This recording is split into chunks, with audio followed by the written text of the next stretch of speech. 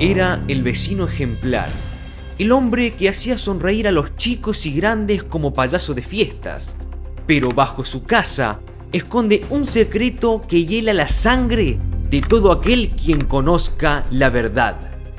Esta es la historia del Killer Crow John Wayne Gacy. Entre 1972 y 1978, decenas de jóvenes desaparecieron sin que nadie se diera cuenta en los suburbios de Chicago. Hoy, en Expedientes M, reconstruimos paso a paso su caso, cómo actuaba, la investigación que lo atrapó y el legado oscuro que marcó y generó terror en generaciones.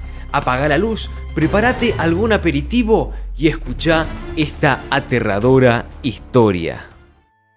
Expedientes M. El origen de un monstruo. Para entender a un asesino, primero hay que mirar su infancia. La historia de John Wayne Gacy no comenzó con disfraces de payasos ni con sótanos macabros. Comenzó en un hogar de Chicago en el año 1942. Su padre, John Stanley Gacy, era un veterano de la Primera Guerra Mundial y obrero automotriz. Un hombre alcohólico, de carácter violento, que descargaba sus frustraciones contra su hijo. Lo golpeaba, lo insultaba y lo llamaba débil, porque John no podía practicar deportes ya que estaba enfermo del corazón, porque prefería actividades más tranquilas, nunca fue lo que su padre esperaba. Del otro lado estaba Marion Elaine Robinson, la madre de John. Una mujer protectora, cariñosa, que intentaba compensar el maltrato del marido. John se aferró mucho a ella, creando un lazo tan fuerte que marcaría su personalidad para siempre. John creció en esa contradicción entre el rechazo brutal de un padre que lo odiaba y la sobreprotección de una madre que lo defendía. John tenía dos hermanas, Joan y Karen.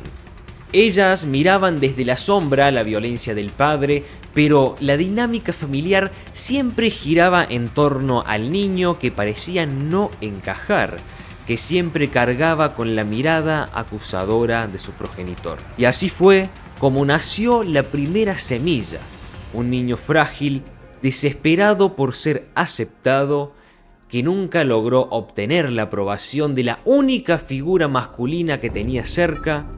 Y esa herida abierta sería el comienzo de algo mucho más oscuro. La doble vida de Pogo, el payaso. Chicago, años 70. A simple vista, John Wayne Gacy era un hombre respetable, empresario de la construcción, vecino cordial, activo en su comunidad, un ciudadano modelo. Al menos eso era en apariencia. Era miembro de la organización cívica local, participaba en campañas políticas e incluso llegó a fotografiarse con figuras del Partido Demócrata. Para muchos, Gacy era el buen vecino, siempre dispuesto a dar una mano. Pero había algo más, un disfraz que lo haría inolvidable, el de Pogo, el payaso. Con maquillaje, colores y sonrisas exageradas, animaba fiestas infantiles, eventos benéficos y hospitales. Para el barrio, Pogo era el símbolo de la alegría. Sin embargo, detrás de la sonrisa pintada se escondía un secreto aterrador. Mientras los niños lo miraban como el payaso inocente, Gacy usaba su doble vida para alimentar un mundo de fantasías oscuras. De día, empresario y vecino ejemplar.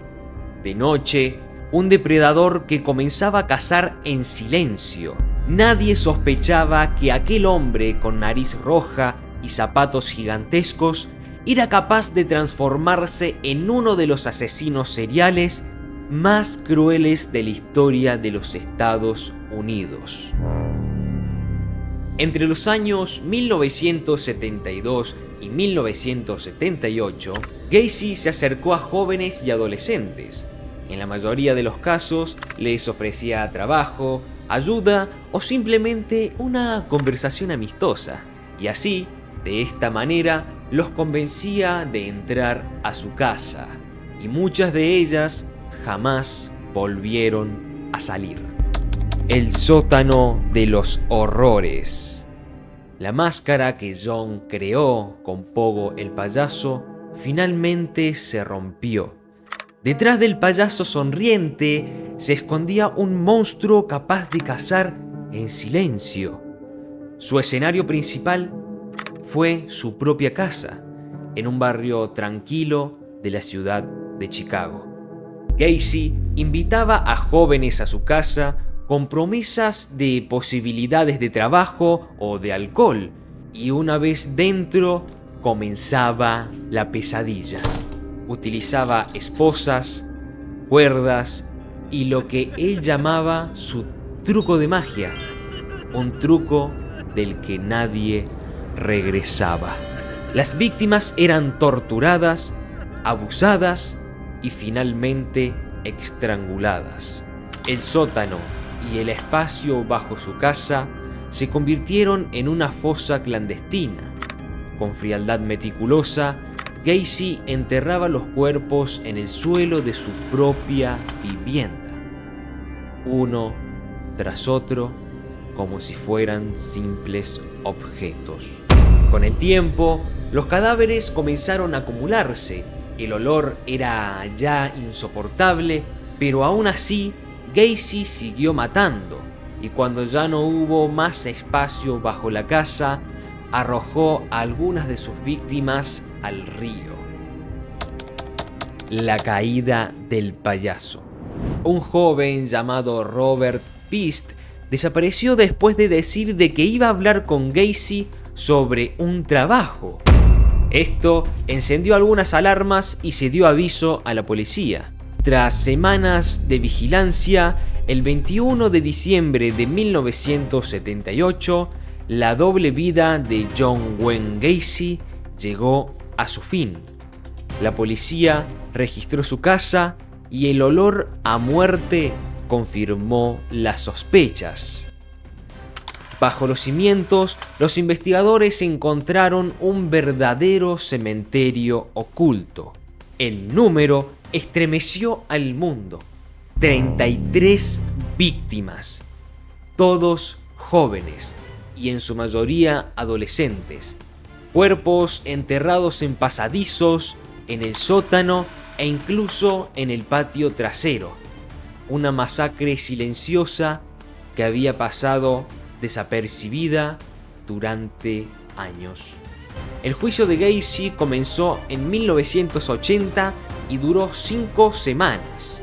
La defensa intentó alegar locura, pero los jurados no dudaron en su decisión. El final y el legado.